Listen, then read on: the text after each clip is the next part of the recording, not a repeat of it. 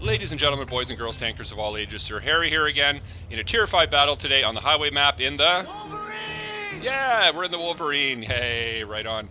Patrick Swayze, Charlie Sheen, and Ferris Bueller's sister are all heading north up the one line in the Wolverine. What an awesome movie that was, right? The original, 1984, Red Dawn.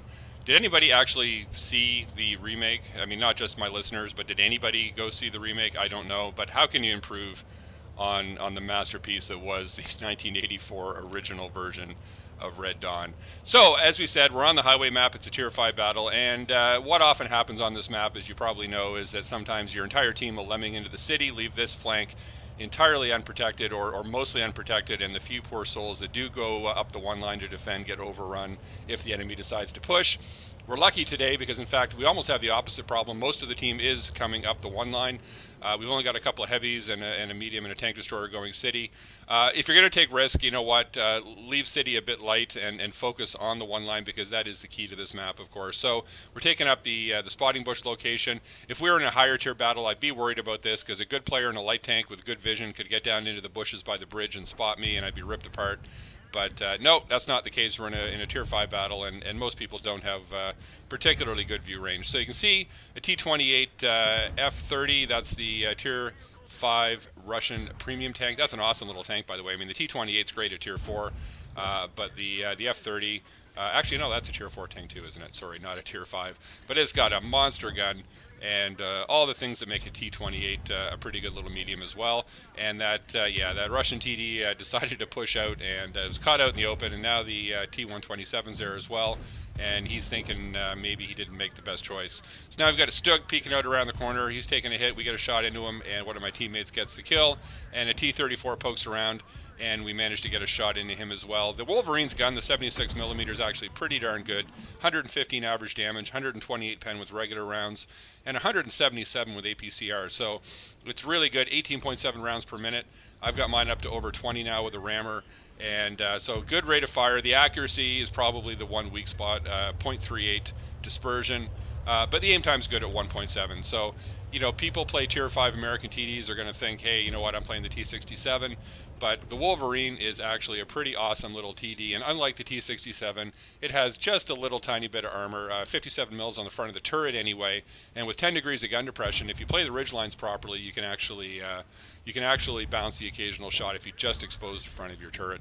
So now the Samoa's running away, and that T-34 is still out there somewhere. We don't know where. We've lost vision on him, and so we're going to push forward again, use these bushes up in front of us. We do have binos installed, which gets the view range out, well, not amazing, but 431, not quite the max 445 with the binos, but better than most people on my team at Tier 5, so I'm going to get some spots and probably get some spotting damage as well.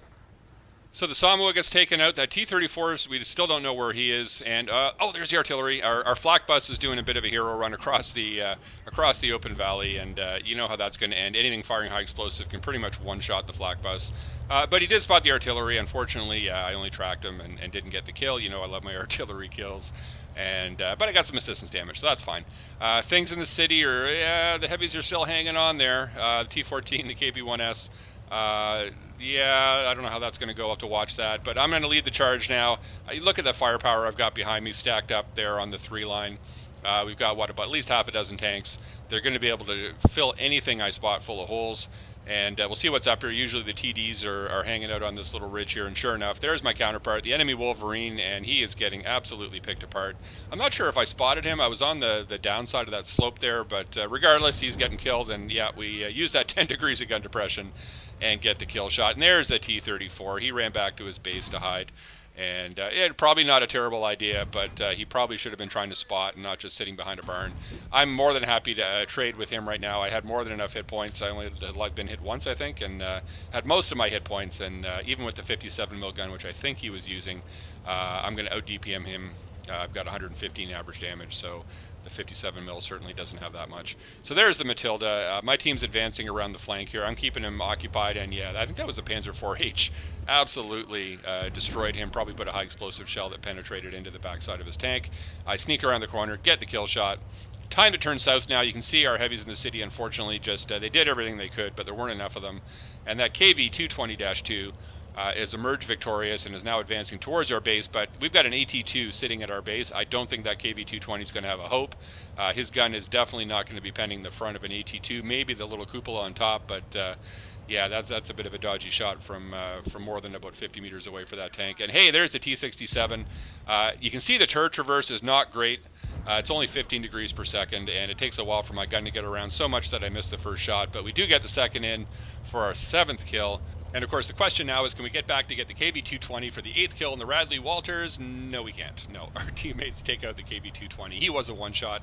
That would have been a perfect chance for Radley Walters, but hey, still not a bad battle. Happy with that. Ace Tanker, High Caliber, and Top Gun, 1,503 damage and 1,263 base XP to lead our team in both categories. Fired 29 shots, only 18 hits. Some of that was the .38 accuracy we talked about. Some of that was probably just my bad shooting. And of the 18, 17 penned. So that's the Wolverine Tier 5 American Tank Destroyer. I know most of you are going to say, why would I play this thing when I can just go take out a T-67 and Club Seals all day long? I really enjoy the Wolverine. I really, really do. The combination of the gun depression and a little bit of armor on the front of the turret makes it a lot more resilient than the T-67, although you're still going to get one shot by artillery if you get spotted, so watch out for that. Let me know what you think in the comments below. Is there another tank you'd like to see a quick battle, an episode of Fast Tracks done on? And yeah, please consider clicking like and clicking subscribe. This is Sir Harry. Thank you so much for watching. Cheers.